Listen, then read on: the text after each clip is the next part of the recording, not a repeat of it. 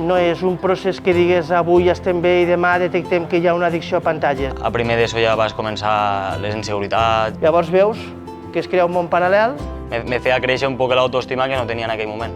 I fins que em vaig convertir en un addicte. El fet de que jo es retire una pantalla provoca generar violència a casa. I llavors em posava molt agressiu i arribava a pegar meus pares, arribava a destrossar el portes, arribava a destrossar de tot el que em trobava per davant.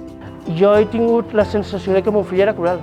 En l'Instagram estava, a classe també estava, des de que m'aixecava. Per la nit alguna vegada també m'he quedat fins a les 5 i a les 6.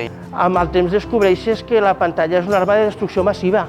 L'addicció en si m'ha portat moltes coses dolentes, sí, però al final el tractament m'ha portat moltíssimes més bones. Jo em pensava que, per exemple, no estimava meus pares o que els odiava, però al final no és veritat. Igual que moltes persones aprens a apreciar les persones, aprens a estimar.